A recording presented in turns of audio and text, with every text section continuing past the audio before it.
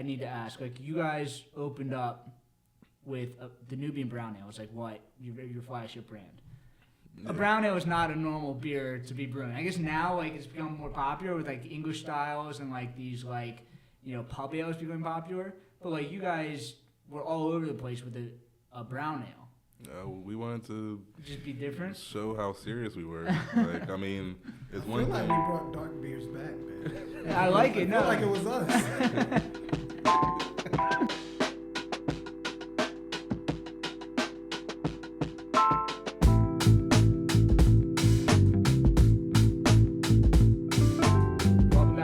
Podcast. I'm your host, Richie Tevlin, joined by Mengistu and Rich from Two Locals. I guess we've been trying to have you guys on forever. You guys are, one of the coolest new brands in Philadelphia. We'll get into it. Running the taproom, I'm sure, is a whole beast into itself. I know last time there were some issues. I want to hear, the whole story of Two Locals. You guys have such a cool brand, but I also do definitely want to get into kind of the whole tap room. I'm personally trying to do almost exactly what you guys have done. Start up a contract brand and then move into a tap room. So I'm interested personally, kind of hear like the stories and like kind of the troubles and kind of everything you guys went through to learn from that. So I guess welcome. Could you guys just kind of introduce yourselves and kind of say your backgrounds and kind of how you got into, I guess, the story of Two Locals, about how that started? Yeah, Mengistu Koilor, one of the co-founders of Two Locals Brewing Company. My background is actually I come from corporate. Cool. I have a finance background, fintech as well. So this is not my full time, but it's my passion and I love it. Nice. I'm learning quickly. I had 10 years brewing experience, but like running a brewery is not just brewing beer. I'm seeing like how valuable like someone like you is, being part of this. I'm trying my best to add value. Hopefully I am. But Rich is the brewer. He'll introduce himself. Cool. But I do everything that he doesn't want to do. That's what I tell people. He keeps the business going, through all the finances and making those kind of decisions. Nice. But I'm Rich. I'm co-owner and head brewer at Two Locals. The other one local. I got into brewing in 2016. I got a 1-gallon homebrew kit from northernbrewer.com. Nice. Classic story. Yeah. Brewed an Irish red ale. Nice. So did I. Yeah. It's the only good homebrew I ever made was Irish red ale. Yeah. It came out, tasting like a beer that I've had. Extract brew had like 10 pounds of some like crystal 60 or 80 or something. Steep it for 10, 15 minutes after flame out. Put it in the back closet of the back upstairs closet of the house that I was at the time, and watched it ferment every single day. But it came out good. I let my brother try it. He said it tasted like beer. But always good. Yeah, right. Couldn't believe it. But ever since that night, up on YouTube, on Google, just trying to figure out how to brew beer. I learned I wasn't brewing beer the real way. So, got into the Philly Homebrew Club. Nice. I had brewed a beer for the meeting, but it wasn't ready.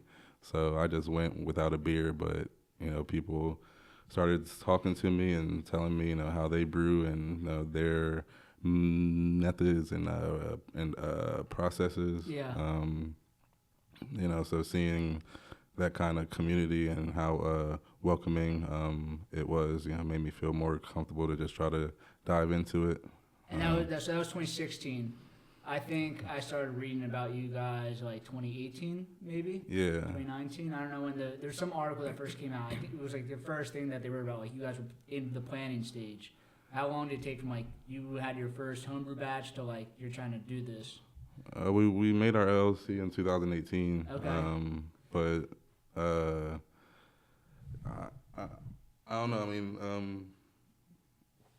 Learning how to brew from throughout 2017. Yeah. Won silver medal for our Nubian Brown Ale. Nice. That winter at Winter Warmers. Yeah.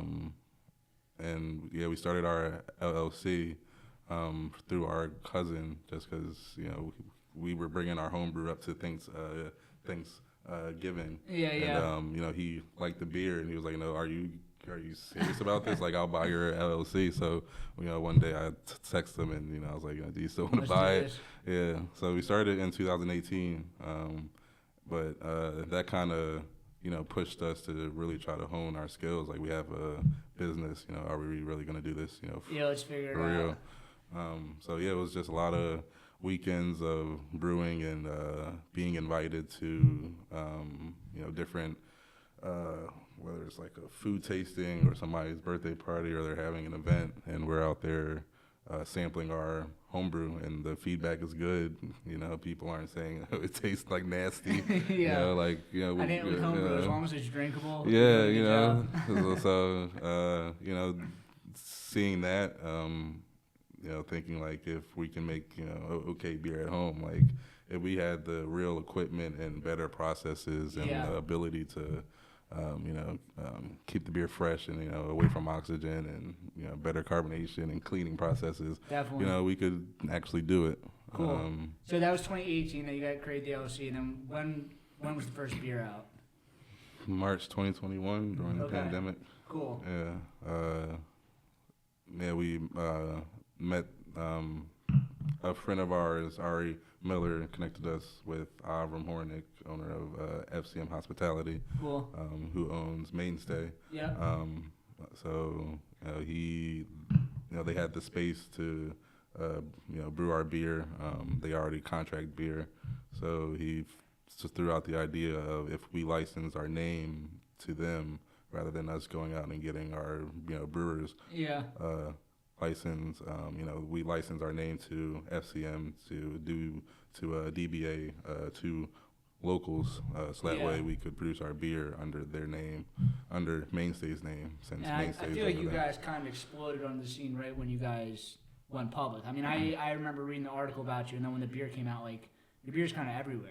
Like, it was in packaging from the beginning. Like, Mainstay is a giant brewery. That's a 50-barrel system? 60-barrel system, so even bigger. Yeah. Like, well, it's a 50-barrel brew house, but they can brew 60 barrels. Wow. Yeah. So you guys kind of just jumped right into it, like pretty much immediately. I mean, I saw you guys in the stadium. You guys were at bars like all across the city, all over the area. Like, what kind of was that like? Kind of, being a part of a brand that, like, were you guys visiting all these places, or like you guys just worked with a distributor to kind of get everything out? We started off self-distributing. Okay. And how did that work? It was a lot of work. We just in your own cars? Our cars. We have full-time jobs. Yeah. So just hustling, like really. Borrowing dad's, truck, trying to throwing on kegs in the back. Right. Oh my God. But we did that for a little bit. I don't know, like less than a year, I guess. And then we're like, all right, we think we need to hand this off to a distributor. Yeah, I mean, that's what 60 barrels is, a ton of beer to be self-distributing. It's a lot of beer. So, we distribute through 31st and Wharton. Cool. And they have the Army to get our beer out to all the places. Definitely. Yeah, I mean, I think, it's a dream of mine, like, to be, at an NFL game or something, to be drinking beer, or, like, at a professional sports game. You guys are in the stadiums, right? I don't even know. I mean, we were out of, it's been hard for us to be out there keeping relationships. 31st can only do but so much. For sure. So I don't even know anymore. Got it. So I mean, this is 2021. Is now 2020. You guys open, I guess, in what, December? It was December 2023. Your taproom open? No, January 31st of this year. Okay, cool. So, I mean, when did the planning process start? Was it always like you were going to start contract brewing, and while that was happening, you guys were planning the taproom? No, it was. We were just hungry to get a product out. Yeah. Like we were ready. And we were. Yeah.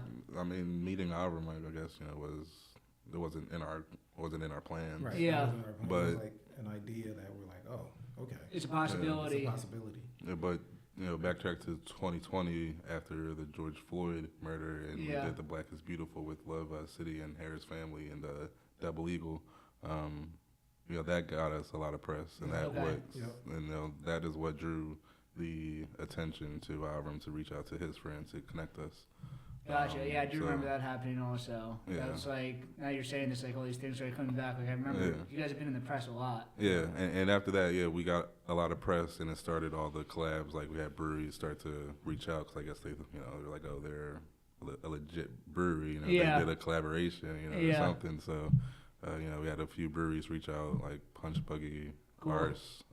I reached out to Wissahickon because we had a mutual friend, me and one of the owners. But yeah, that's doing all those collabs led up to the taproom, getting the contract brewing. Yeah, Okay, getting the got it. attention. I Got mean, it, the collabs cool. are important. Like if you're a home brewer and you're, looking to get to that next level and get closer to your brick and mortar or just production, like having those collabs help. Yeah, you almost like, you need to build demand, but like, how do you get in front of all these people? Like, you guys have a lot of, I guess, press, but then like the people that are drinking beer, like, when you're doing collaboration, you're getting in front of the beer drinkers. Like, they're putting your brand in front of all their customers, I guess.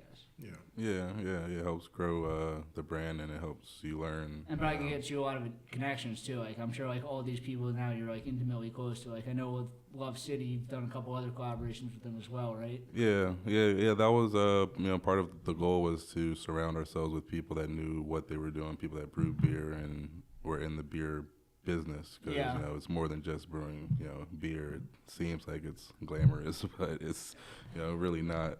Yeah, what I like to think about is like craft beer is almost like being like in a kitchen, like a chef. Yeah. It's like it looks like everyone watches The Bear on FX, and it's like this cool, sexy job, and just like, no, it actually sucks. Yeah. So this is a lot of work. It's a labor of love. Yes, exactly. But I think that's part of what makes it cool, I guess. Yeah. I don't know. It's just kind of different. But I mean, so this was 2021 to 2024. When did the idea of the taproom start? I mean, once we formed the LLC, we knew like that was the final goal, Okay. Okay. we wanted to get to. Yeah. We love beer, like breweries. We love beer, so like that was the goal. It's just part of it. Yeah. It was part of it. But like after we got into we had a commercial product and then did distribution, we were like looking for a place. Like we were talking to brokers and. So you guys are in West Philly now. Yeah. What was the search like? Did you know you want to be in West Philly? Because I've read all the articles. You guys are from West Philly. You guys want to stay in West Philly, and it makes sense. I mean, there's not many breweries in West Philly. Right. Is the plan always to be? Yes, over the there? plan was always to be. We did get derailed at times. I mean, we were also just looking at what's the possible. best option to get us to where we needed to be. But we lucked out and found something in West Philly. Cool. Yeah. Cool. Yeah. And then I mean, the building you're at is it new, right? It's a new building. Yeah, I think like 2018. It's a new office building. Okay. Yeah. So when did the official you guys started working on building out the tap room? So we broke ground May of 2023. Okay. Yeah. That's a quick turnaround, May 2023 to. That's what happens when you January. work with corporate. There's pros, but there's a lot of cons. Yeah. I'm sure. Yeah. So you guys, what's the brewing system like there? I mean, the tap room is beautiful, and you guys are at with Liberty Kitchen, incredible food there. But the brewing system, I mean, what size is it? Kind of what's the company? Yeah, it's 15 barrel. Cool. It's like the perfect size. Yeah. I think it's a good size to be able to support a tap room and still be able to do some distribution. Yeah, see, distribution was small enough you can do some fun stuff. Yeah. You could probably support 2 tap rooms in a little distribution. Yeah. But yeah, we have 4 15 fermenters, 1 15 bright, and 1 30. Cool. And do you guys have a canning line? No, we don't have a can line. We use Ironheart. Okay, cool. What's that like? I mean, you just schedule them, they come there. Yeah, it's a little tough just trying to meet the minimum, and I wanted to do more than just like 1 or 2 beers. So, but we've been able to figure it out so far. The equipment is from NFE Machinery. Okay. They're out of the Jinan region in China. Cool.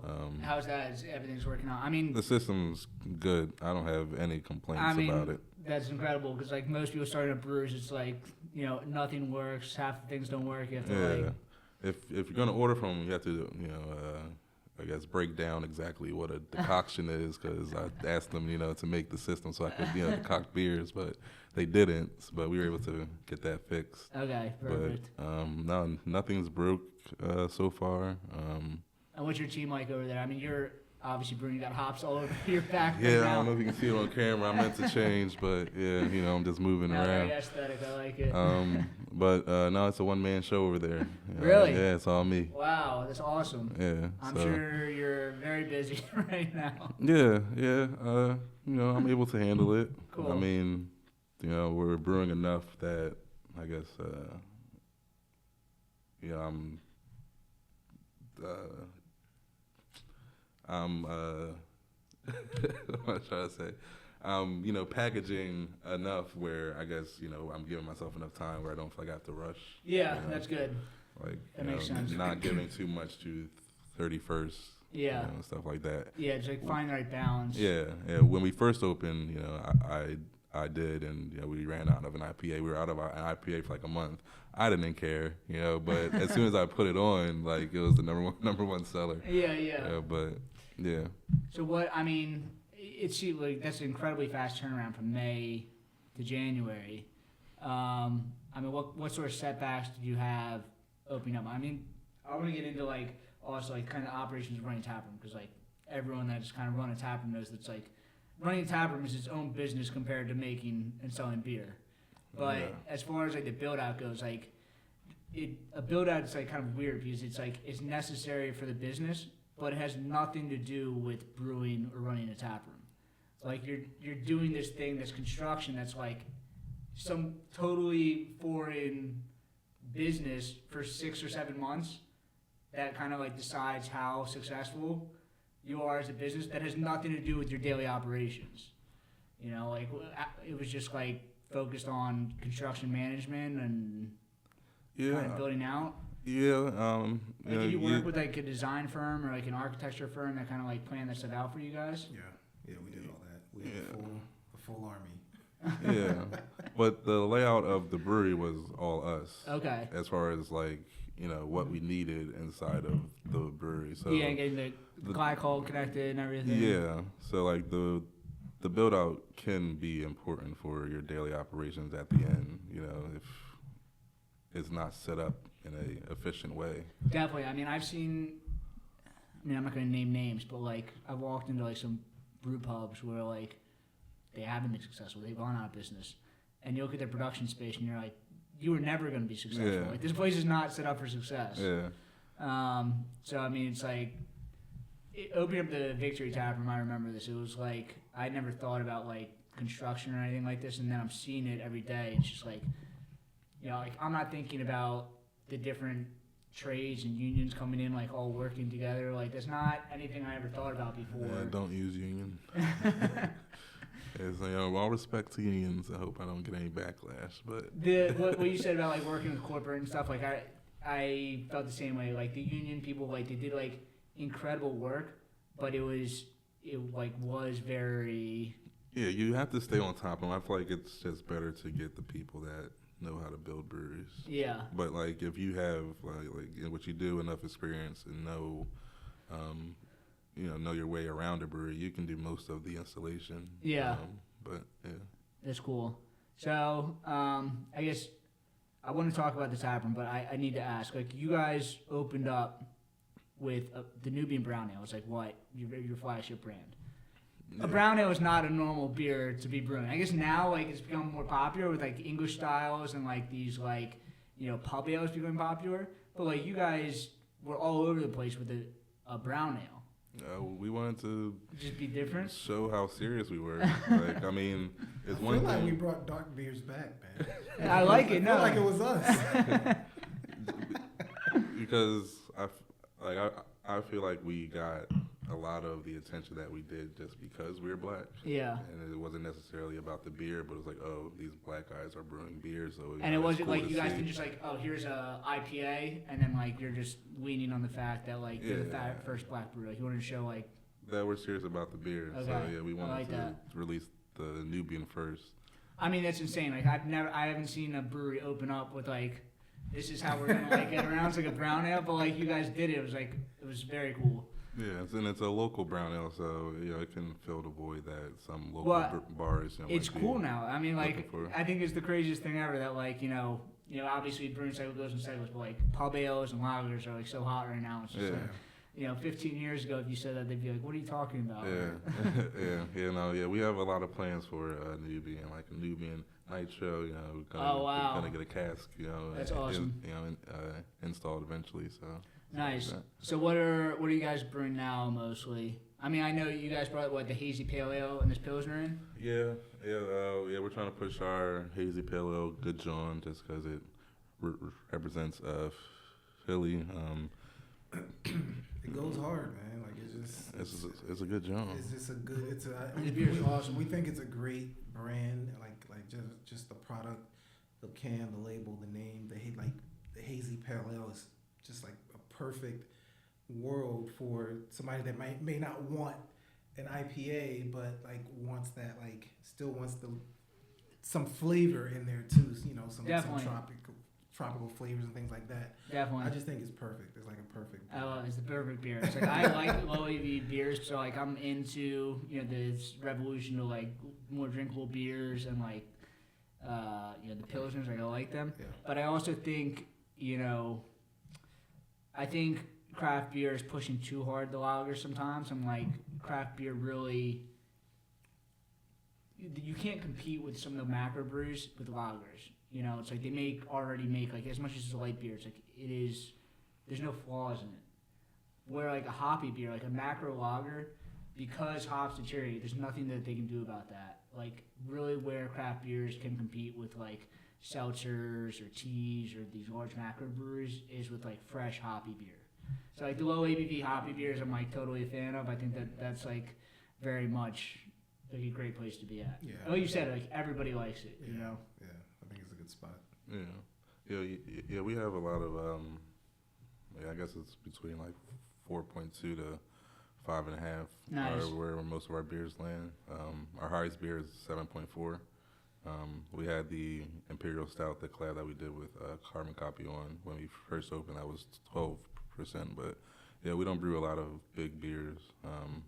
It's gonna get cold out soon, so we have a double IPA coming up, a Imperial Stout that we just brewed with Gun Hill Brewery. So cool. We'll have some bigger beers as the weather gets colder. Yeah. So talking about Carbon Copy, I mean, the West Philly breweries are you guys in Carbon Copy. What's it like being in West Philly? Like, you guys are kind of right around the colleges. Are you guys getting college kids coming in? Like, is it just nurses and doctors and stuff? Like, what's kind of the crowd at your tap room? It's the latter. Mostly. Okay. It's a little weird. Huh? It's a little weird. It is a little weird. I think you got to be a little bit weird now. It's like you have to be different to kind of get people there. Well, when he says weird, meaning like the crowd and the demographic, I guess. Well, the area. The area is different. Like it's like a business district, right? Okay. Right there. But then traveling north, down like 36 or 37th, you have crossing Lancaster Avenues when sort of the residential and like people are living over there. Like where people are there during the day, during the week, and then they're out. Yeah, and we. Are you getting a lot of happy hours then? Happy hours. We are depend very on good. that. We depend on happy hours. Cool. But like Friday nights, Saturdays, Sundays, it's almost a ghost town. Yeah. So the Fridays, we've been doing the comedy thing. We've been leaning into that. Do you guys like the comedy thing? Yeah, we've been leaning into the comedy nights. We've heard from the comedy community that they want more spaces to do what they do. I like to laugh, Right. No, I love comedy. I think comedy and beer go together. It's like a very authentic, like kind of bootstrap type of career, I guess. Yeah. Like the same thing I said about chefs. Like also, it's like when you're a stand-up comedian, like you have to go through the kind of the same steps of just sucking for 5-10 years to actually like get some traction. Yeah, and meet other comedians that are doing what you want to do and learn. Yep, and the whole taproom experience is like kind of like the meeting house of everything. I think it's like the great. It's a great blend of kind of everything. Yeah, that right there, like the great meeting house of everything is what we're trying to push. Like that's what our brand and Two Locals is about, So we're trying to create this community space for artists. Yeah. So, comedians, musicians, all of it. Like anybody. I mean, your tap room is beautiful. Like, I think everybody should go there and check it out if you haven't. But so you have the tap room itself, and then you have Liberty Kitchen. I heard from somebody that you went to high school with, Liberty Kitchen people. Yeah, we went to the same high school. Okay. So yeah. One of the owners, he graduated. He was graduating as I was about to enter. So I was graduating 8th grade. And Okay. He was graduating That's from cool. St. Joe's. Yeah. Yeah. It's nice to, I don't know, like, people that go to the same high school, I think it's, like, very cool to, like, you, like, meet later on in life to, like, come together. Liberty Kitchen, if you haven't had Liberty Kitchen, like, they make the best sandwiches in the city. It's amazing. Yeah. Going to St. Joe's Prep played a role in working with them, but also knowing that we considered doing a full kitchen, but it's expensive. Just the hood itself. I mean, you guys, Human Robot, Carbon Copy. I mean, I think Carbon Copy runs the kitchen, but at the new place, it's Mom's, and I think it's like that's the design of like how it makes sense. I mean, like the margins on the kitchen are not the same as running a bar, and like I said, like a tap room, that's totally different than like distributing beer. But you need food in your tap room. But you need food, but like if you don't have to deal with that, I mean, it just takes so much pressure off you. And like they're good at what they're doing, you're good at what you're doing, Right. and kind of come together. Yeah. It's huge. I mean, they make very good food, so it's dependable. So yeah, it's good. Nice. So do you guys have a lunch crowd? I mean, like, what are your guys' hours like? Sunday, 7 days a week. Yeah, Sunday to Thursday, 12 to 9. Friday, Saturday, 12 to 12. Okay. Cool. Lunch is depends.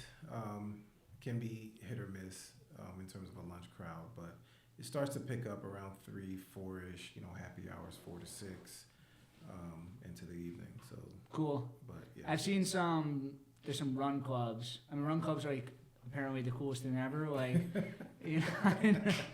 like all over the place. But I've seen some run clubs like stop at your place. Is that? Yeah, we've had a couple. I think we had West Philly runners, and I think Fishtown came through as well. Yeah. Shout Well, out I mean, what's to that like? the Because run I've heard clubs. from both sides, like people love the attention, but then also you have like 1,000 people that smell bad come in that are like all drinking, and it's just like kind of like a weird dynamic. Open On some a windows, slow- I'm good. Come on in, guys. Yeah, you need. No, I agree with you, but For us, after 7:30 on a Wednesday, it gets slow. So And you for can them have to come in 300 people at come in 8, or whatever. Yeah. look, I mean, as a small business just trying to pay bills, like we appreciate the run club. Yeah. They're the best, and they show up.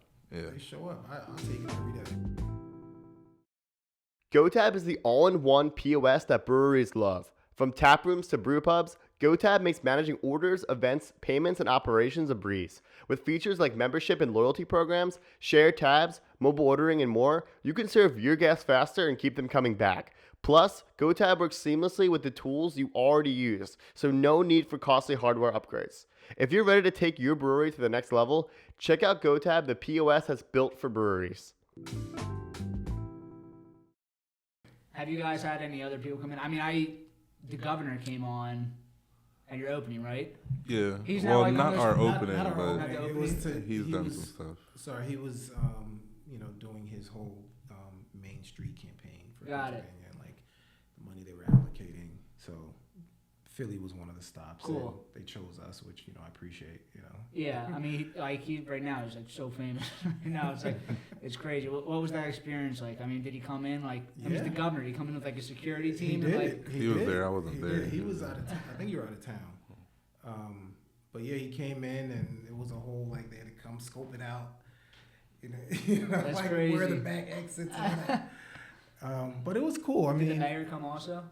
she did not. Okay. She had came, but we weren't there. She Okay. came to an event, but Yeah. we weren't there. Yeah, Cool. They didn't tell us. I would have definitely showed up. Yeah, they didn't tell you guys. That's crazy. I didn't know the mayor was gonna be there. Someone dropped the ball on that. When she showed up that was like another event. Yeah. Can I open this? Of course, that's what we're here for. Drink and have a good time. But no, it was really cool. I mean, and he was engaged. Like he was fully engaged and like I mean, everything I see from that dude is locked in. yeah, he was locked in. He doesn't drink though, which is kind of Yeah. funny. But But he's there to support, so I like it. Yeah, it was cool. It was Cool. Yeah. So, I mean, you guys are brewing new beers. I mean, you guys do a ton of collaborations. Like, launched the contract brand. Now you have a tap room. Like, what's next? Is just kind of build up more tap room customers, or is there like a direction that you guys are going with beers or the brand, or like kind of what's next for Two Locals? Yeah, we definitely, want to keep the tap room filled, try to, get ourselves out there more, and let people know that we're in the neighborhood. Yeah. We've been, talking about how we can increase our distribution also. Cool. And as far as beers, I mean, we have like 5 lagers on and a couple IPAs, some, saison, fruited tart beer, a little bit of everything. What are people drinking? I mean, like, are people drinking the saisons and the fruited tarts and everything? Like, yeah. Is it mostly lagers people are drinking? Well, we have 5, so Yeah. they all compete with each other. I would say Lofa is probably the best one. Okay. Is our best seller as far as the lagers. But yeah, the tart ale, the saison, like they're slow movers, but you look at the weekly sales and it's like, people are I think drinking it. stuff like saisons, it's like you brew it and just like it's not going to sell, but also like you kind of need to have it on the tap list. Like, it is a very cool thing. Yeah. And it's like it kind of shows like exactly what you're saying before. Like, you brewed the brown ale because it's like you're showing that like you know how to brew. Yeah. And the saison is like it's almost there. It's like showing like you're not just You got range. IPAs. Yeah. You got Yeah. range. You know what you're doing. Like, you have a good eye. Like this. People can come in there and expect kind of like diverse tap list, I guess. Yeah. I when I think about the beers I want to brew, I do want to try to be like a brewer's brewer. Yeah. But I don't always feel like our tap room feels like that because we got bills to pay. Yeah. You know what I mean? So, it's a balance. Yeah. But I do want people to come in and look at our tap list like, oh, okay, they're serious about their beers. And I feel like, that's why we have 5 lagers on. I feel like I've leaned into that too because it's, it shows the imperfections of your it shows that you know how to processes. brew. Like, exactly what you're saying. It's just like, you can come up with an idea, but like home brewing is just like, you have these cool ideas that you want to do, but it's really like once you have the equipment and like you nail it on the process, like that's really brewing. Yeah. It's like the process and like being repeatable and, showing that you can like brew these beers without flaws, I guess. Right. Yeah. I mean, people say our beers are clean, which makes me happy. Yeah, you're doing the right thing. Yeah, the experience at Victory would be like, one of the best things to learn the CIP processes and understanding all of that. Yeah, I think it's one thing to brew good tasting beer. I think it's way harder to brew consistent beer. Yeah. So if you can like cut out the flaws and consistency, I think that's what brewers appreciate. Yeah. Like the whole thing is like brewers love Miller High Life, and it's just like I think that once you start brewing, you realize like a macro brewery, like we can't be promoting that stuff, but it's like you're able to recognize like they're able to produce this product over and over again that's completely the same. Yeah, it's gonna take the And same. A lot of people that work in those places, it's just like kind of a machine, but like they got there over like 100 years of building it, making it what it is. Yeah. Cool. So, do you guys have any collaborations you guys do a lot of collaborations. Like, is it mostly Philly collaborations? Or are you guys going all over the state? You said you were going to try to distribute a little more. Do you guys do like any interstate stuff? Across state lines? No, nothing across state lines. Yeah, we're as far as 31st, can go. Okay. But yeah, we did maybe like 15 collaborations before we opened. Cool. I think that we want to keep that a part of our brand. Yeah. We just did the first collaboration in our new brewery with Gun Hill. Cool. Where's Gun Hill out of? They're out of Bronx. Okay. So we've done a collaboration. Yeah, we've done a collaboration with Gun Hill out of the Bronx, and we've done one with Interboro. Those would be. I love Interboro. Yeah, they're a cool brand. Yeah. A Imperial Stout. Gun Hill is in the same building. They have a Brooklyn location, but they're in the same building as a distillery. Okay. So they brought down a barrel that was emptied. Maybe like we brewed on very the cool. Thursday. It was emptied on that Tuesday. Oh, you guys doing a lot of barrel aged stuff? That's That's the first one? Yeah. Yeah, but it's something we want to do as like a. I don't know if I should give away my ideas. But, I got you. no, but, No, we don't have to talk about yeah. that. But I will say, like, I keep talking about like brewing styles and like kind of like what people like is everything's cyclical, like fashion, beer drinking, music, everything like 20, 30 years kind of comes around. And I think craft beer is kind of the same way. Like, you know, at some point we saw in the last couple of years like bright West Coast IPAs were kind of popular. They're getting more popular than they were. But like when craft brewing started, those were the hot styles. But also barrel aged beers and, you know, cask fermented, like all these other styles.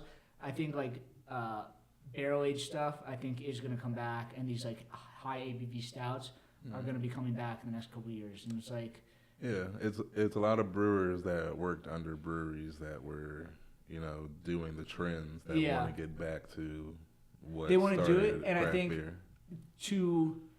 for craft beer, this is like a heady thought kind of. I think craft beer, you know, has kind of plateaued in the last couple of years, and I think the way to differentiate yourself by staying as the premium beer product, like I said with the hoppy beers, it's the same thing. Microbrews cannot compete with a barrel aged beer. It just doesn't make sense. Yeah, I think once you reach a certain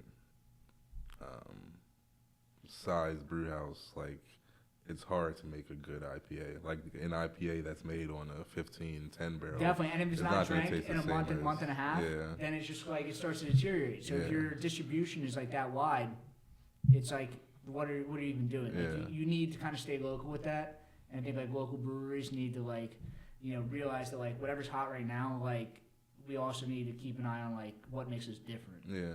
Yeah, and I do like the models that some breweries have of having a brew house that can support 2 other tap rooms, or having, you know, the Iron Hill, you know, model where Is every that- place has.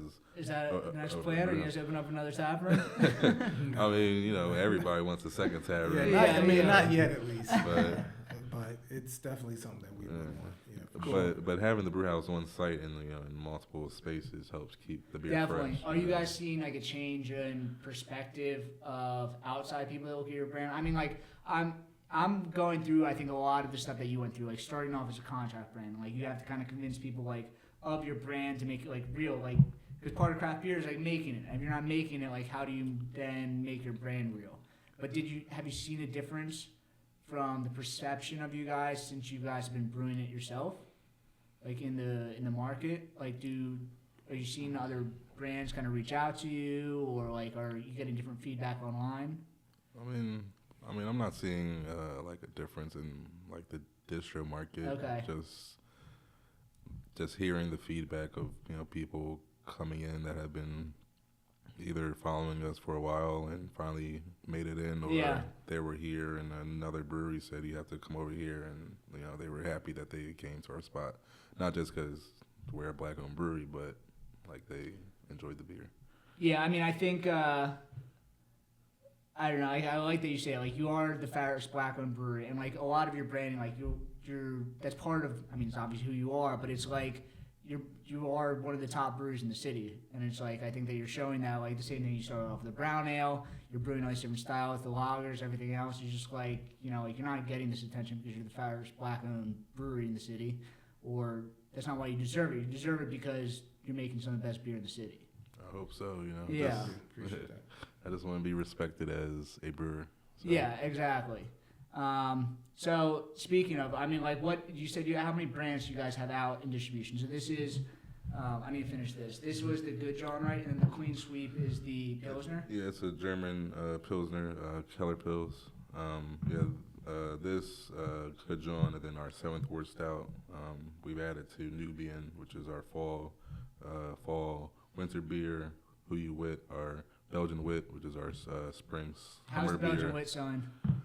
People look forward to it every year. Nice. Yeah, I really like. I think that's like a great style that like I think is kind of undervalued. I guess. Yeah, and another people enjoy that it's made local. You know, Yeah. Like Allagash is great.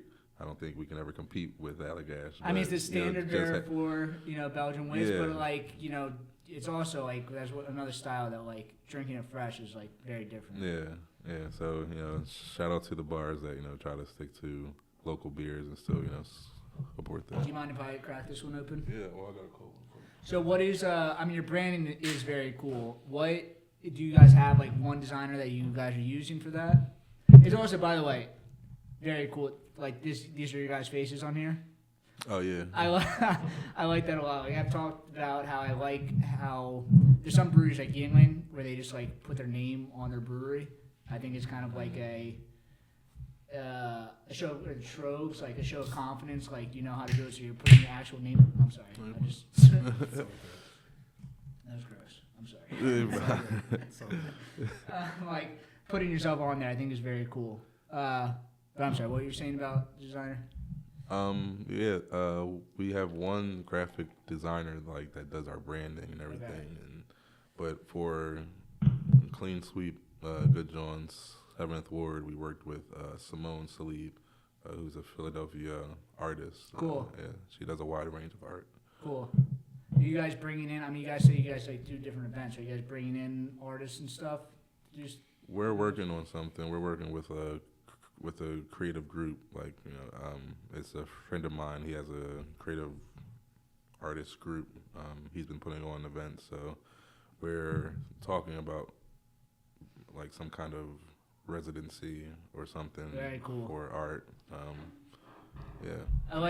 I mean, like exactly what you're saying with like the stand-up comedians. Like you're trying to be like the center of like, you know, community center kind of like. I mean, that's I think where breweries differentiate themselves from restaurants and bars. Yeah, we're creatives. Yeah. So, like, we want to support the arts, whether it's music, painting, drawing, whether it's photography, dancing. Yeah. You guys have know, dancing stuff there? No, not yet. But if there's like a dance class out there, and that you want to host a little dance class, in a brewery. Like we're open, to that. Yeah, I like that. I know you guys do yoga, right, with Meredith? Yeah, Meredith and Charlotte. Cool. Beer's about community, so anything that has a community feel to it, we want to be a part of. So arts, sports. Yeah. Cool. Are you guys doing something sports? I mean, I guess you guys said you had the runners. And Yeah, the runners, we have Watch Party Philly. They bring a great crowd also. We appreciate them. What's Watch Party? It's called Watch Party PHL. What's that? They focus on women and LGBTQ sports. Okay. And they bring out a crowd. We put the games on Nice. all the screens, In fact, turn on the sound. I think the 31st. Yeah. 31st. That Saturday. Yeah, USA's women's wheelchair basketball team. Nice. So we're gonna show that game, and They come through in I'm- large groups. So, I just watched a wheelchair basketball game the other day. Isn't very exciting. we're all about competition. Yeah. I know. Like, You competition's find fun. yourself stuck like, oh, okay. Yeah, it's violent. They're like throwing elbows. They're like, And basketball can be a rough sport too, Yeah. So, yeah. it's very cool. So I guess kind of, I don't know, like what big plans? Like, are there anything that you guys have planned for events or anything? Like, so this is actually what I want to talk to you guys about. So Evan said that he started hearing about you guys not from articles online, but you guys were going to festivals and stuff. Like, how is the festival scene? Like, what is it like being a contract brand or like being like a small brewery? Like going to those, like you were going to a bunch of festivals kind of every weekend to promote, and like, how much attention did that get you? Do you think it was worth it? Because this is like what I'm trying to figure out right now. Like, my brand is just me, and is it worth it for me to be going out to these festivals all the time? Like, how much attention are you getting? It helps build your brand. Okay. Like we would do the Philly Zoo one. It's an all-day beer fest, unfortunately, so we aren't doing it anymore. But we would do those because they draw a lot of people. So just to be able to have some people learn about your brand, you're gonna get the question like, "Where are you guys located?" And you're going to say, "I don't have a space yet." Yeah. Like a million times. Yeah. But you'll be able to say, you can find my beer. I know exactly what you're saying. Here, Every single person I So- talk to is just like asking the same questions. It kind of sucks, but It does. It was super annoying. So it feels Yeah. good to have a home. That's what I've been Definitely. saying for like the Does it 5 feel years. different? Like, not just people asking you, but like it feels like your brand is kind of like you're putting out your own product now.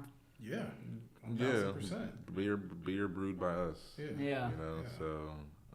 Yeah, I'm jealous. I mean, you've done a lot of brewing, so you'll be there one day. I'll be there one day, but I'm not there yet. Yeah. So when you guys open up the tap room, I don't think any of you guys have owned a bar before. What is it like now owning and running a bar or a tap room? Was that like a huge kind of eye-opening thing? Like your life is kind of completely different. It's like it is nonstop. This baby that you have to feed and maintain, and by the way, congratulations. I appreciate it. On your baby, but it's tough. It's really hard. What was something that you weren't expecting? Obviously it's a lot of work. You have to put stuff in, but was there something that was it labor management or something that's just like people don't really think about until you get into it? It's the management. Okay. Dealing with different personalities. Yeah, no, it is a place where people are drinking alcohol. So on top of it, you're just managing everything. Yeah, but not even just the customers, but people that work there also. All right, yeah. So management's not really my forte, but it's been a learning experience. You learn about yourself if you've never done it. It's always good to have help if you can afford that. Definitely. But I think it's important to just try to get a team around you that you can somewhat trust. Yeah, I think you've done a great job at being in front of your brand and kind of being the person. But when customers come into your bar, if they don't know you, the bartender, that is their brand. Yeah, they're the looking at them representation. they are the brand. Yeah. A lot of our reviews, the people love the customer service. So the personalities at our bar, the personalities are Kind of what shapes good. it. Yeah. It's cool. So and besides managing it, was it? This is a personal question, that I'm trying to figure out, as I get going, how did you kind of prepare to that? And what's your daily life like? Is it you're at the bar nonstop?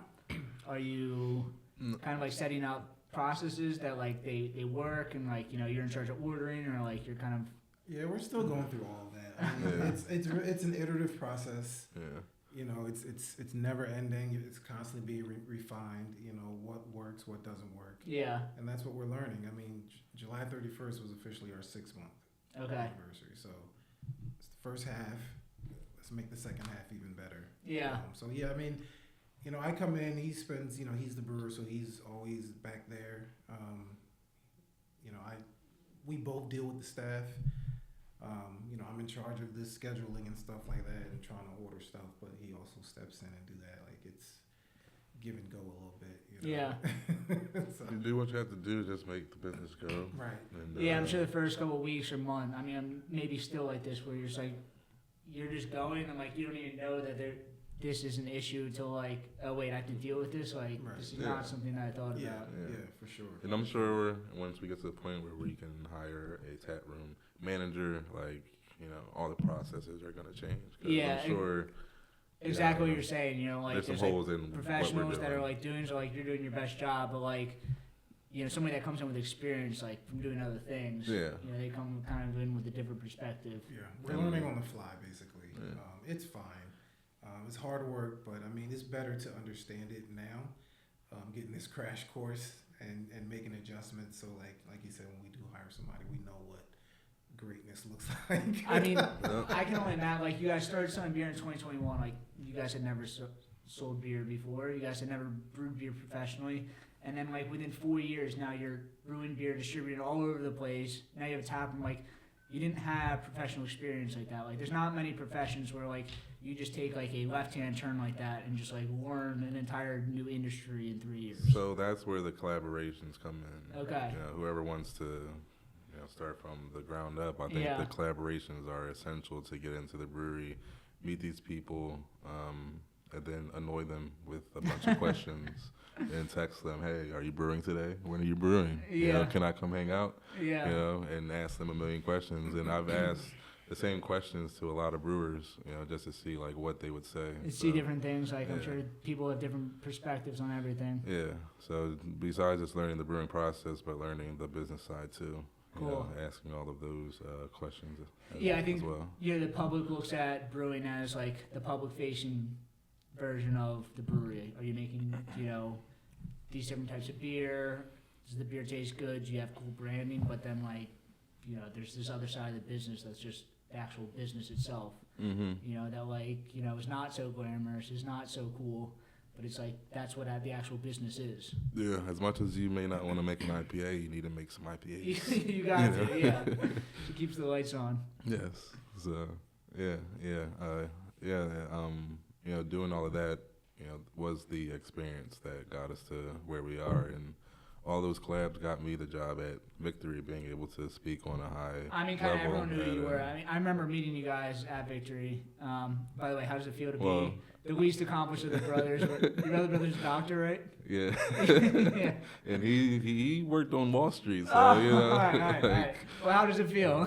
Hey, I'm a business owner. I'm the first black-owned brewery in Philly, in the state of PA. I'm in the same boat. My brother's way more successful than me, but I like my accomplishments. My mom's proud. Exactly. I'm still the favorite child. Cool. Well, I guess you guys want to promote anything? Like we're almost at our time limit, but like, do you guys have anything coming up? Collaborations, beers, stuff to look out for?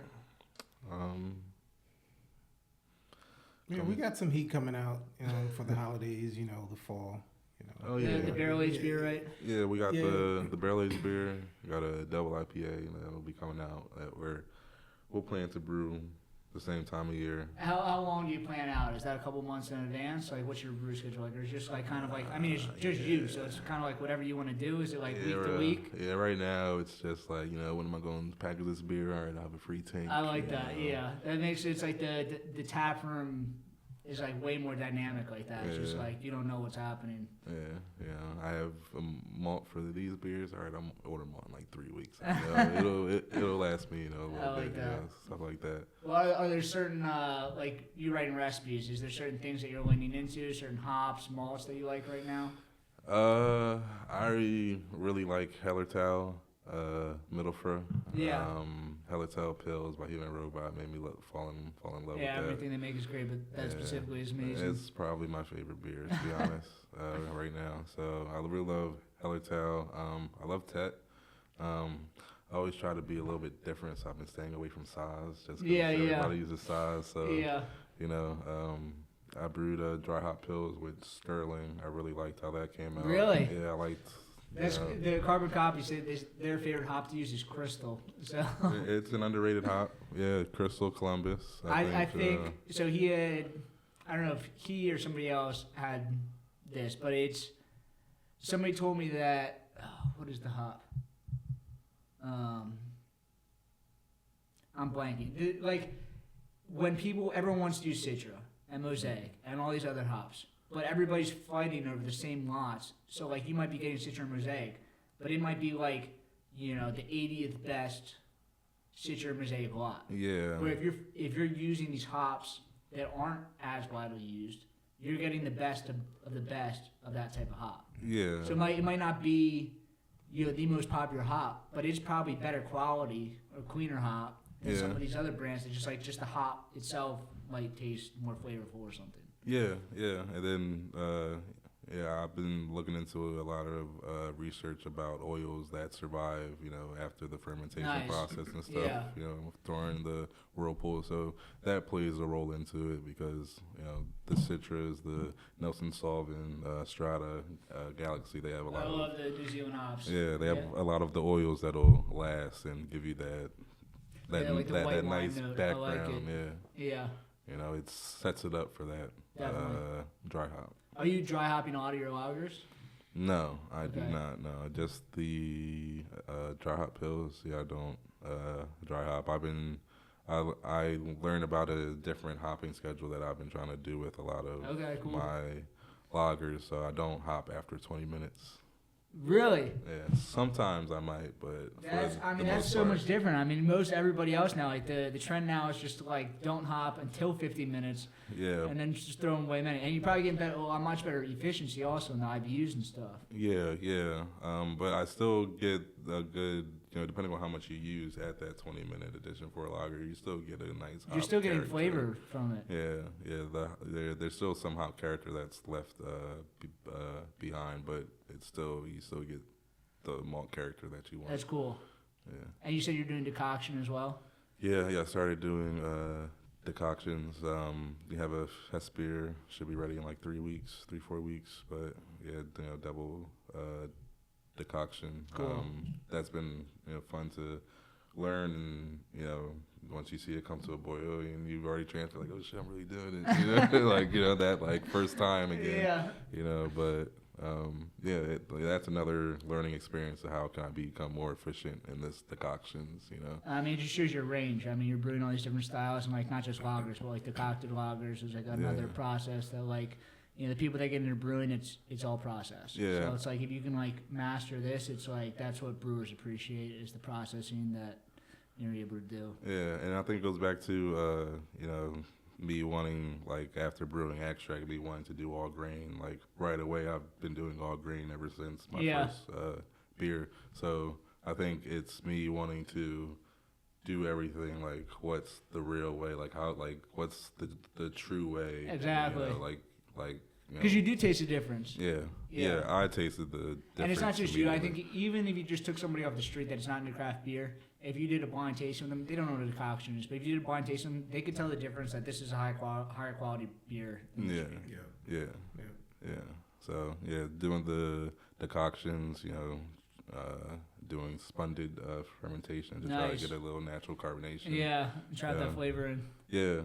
So it's been fun just playing around, but still trying to be efficient and make cool. clean beer. Yeah, it's very cool. You got the tap room to play with everything. It's like get to see. As long as people are buying it too, and then instant feedback is like what is good, what's not good, and then kind of make adjustments.